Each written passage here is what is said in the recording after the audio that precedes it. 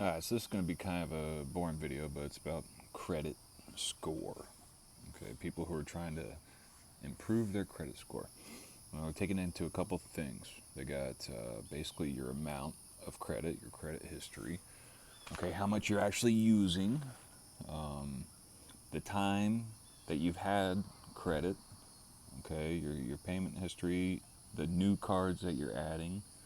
Okay, and how frequently you're adding them, and maybe the mix of credit. So if you got like all the same kind of credit cards, that's not necessarily a good thing. All right, well here's a bulletproof strategy to not pay a bunch of interest on it, but also raise your credit score, because you're going to create history. Now, if you use your credit card and then you pay it off the next day, okay, and then you have a balance of $0. Well, it's going to show a balance of $0. It's not really going to report well to the credit agencies. That's not what they're looking for. But if you go, say, Capital One, that's a good one for, like a first credit card, because you can get approved. But it's going to be a high interest rate. So Capital One, let's say you use that for gas, and you only use it for gas. Now what you want to do is only buy the gas that you're going to get anyways, so you're not spending extra money just because you got a credit card. And then when you pay it the next day after it posts, okay, maybe they're getting 1 day of interest, maybe they're not getting any because they have a deal where they don't charge you interest if it's paid off. But what you want to do is you want to leave 26 bucks on there. Okay, your balance should be with $26 or something like that. And what that's going to do is it's going to leave you a balance on the report to show to the credit card agencies, so that you are using it. It's not just, zero balance all the time. And then the minimum payment is going to be 25 bucks. Okay, so you got $26 on there. Okay, well, you want to leave $1. So when it's time to make your payment, you pay the 25 minimum, you still got $1 left, plus whatever pennies and interest. Okay, and then you do that for 18 years, and then you got really good credit. Okay, so that's one way to just kind of hijack the system. You pay it off at the earliest arrival date. You don't charge yourself interest. You gather the points and take advantage of that, so you're actually making money instead of losing money on the credit cards.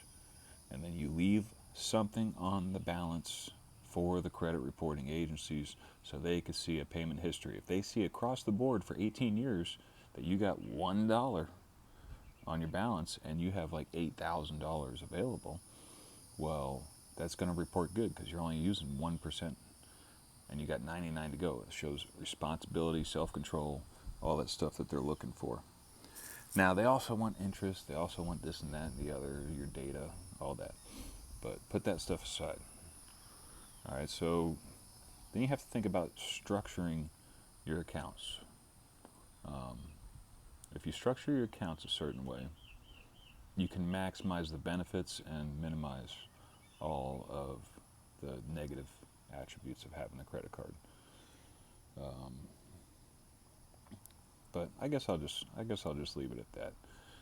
Just leave $1 on the balance, $1 more than the minimum payment. That's what you leave on there. You make the minimum payment, and you pay it as soon as the statement's available. Don't wait. Don't wait till the first. As soon as you get the money for it, pay it. Have that money set aside. And until you're ready to pay for it, keep that money in your savings account, because they're going to do a daily average balance calculation and give you 0.01% APR or something ridiculously stupid, where it's really not worth anything to have your money in the savings account. For stuff like that, if you have it in a money market account, money market account might pay 3.4% or 4.3% or something like that. And that's pretty much, enough to keep up with inflation, maybe plus the cost of inflation. You're making like 1.5% after the inflation kicks in. So you got to find stuff that is rising in value faster than the dollar is dropping in value, or the yield that you get from the savings account minus the the rate of inflation. Okay, so if you're getting 4.3%, well, so go ahead and subtract the rate of inflation, because that's how much you're actually getting, and that goes over time. Okay, like I said, it's going to be kind of a boring video. So let's talk about business a little bit. If you're in business and you got expenses, and one of those expenses is gas, you want a completely separate account for all of your gas purchases. You do not want your gas card to be the same as all your other purchases, because it's already taxed 99 ways to Sunday, and the government don't care about how much you spend on gas, because they already tax it. They're going to tax it again after you spent the money on it, because they're counted. They don't count it the same as a business expense. You don't get to write off, gas on your taxes. At least I don't think. Maybe a CPA can correct me or something. So get that put aside. Okay, your gas needs to come out of its own account. You got one credit card, a gas card that gives you some kind of rewards. You pay it off at the earliest arrival date. And with your business account, you really don't want to do the whole leave $25 on there kind of thing. You want that to be a one-for-one transaction. So you spend $52.50 on gas. Well, as soon as it clears in the bank, you're going to go pay $52.50, same amount. And then what you have there is every payment for those gas charges, they're going to show up in your checking account to that credit card account, and it's already going to be accounted for. It's going to be, all your accounting is done if you separate your accounts. If you know that all your payroll is coming out of checking, okay, well, and then all your equipment's coming out of checking, and all your, stuff that you can write off or whatever, well, it's a lot easier to account for. You only got to look for 3 things in that checking account. And then your savings, what you do, like the stuff that you got to save for the end of the year or the end of the quarter or whatever, money you got to put aside, you have to have it, but you can't spend it yet. You just hold that in savings until it's time to spend. Okay, keep that in savings as long as possible, and then move it over to your checking so that you can pay your taxes quarterly or whatever. All right.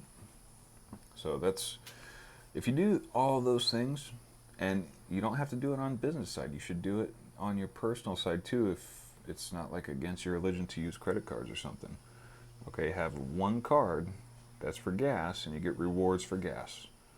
Okay, that will help build your credit. And like I said, you can leave $1 balance on there, and it's going to boost your credit even more, showing that you still owe some money and you got a good payment history. Well, that's pretty much it. You guys got questions about any kind of finance structuring or accounting or anything like that? I'm not, a certified, tax professional. I'm not a certified accountant or anything like that, but I've done the work before. I know all the basics about it. So if you guys want some help with it, hit me up. Get what you can for free in the comments. If you need to talk to somebody directly, hit me up on the Stan.store. And if you need a discount, I can change the price or make any price or set anything up for a point of sale on there.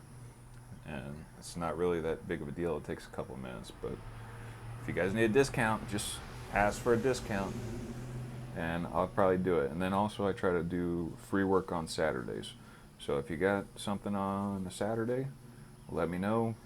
Set it up ahead of time so I can set up like the the call or whatever. All right, y'all. Good luck out there in this dollars don't equal anything economy for broke people. I mean, it doesn't matter for rich people, but for broke people, the dollar's really not worth a whole lot. You got to look at other assets. You got to look at stuff that is not getting diluted with trillions of dollars being poured into the supply at one time after the government already spent all of it. So they're basically stealing twice of it. All right, love you guys. See ya.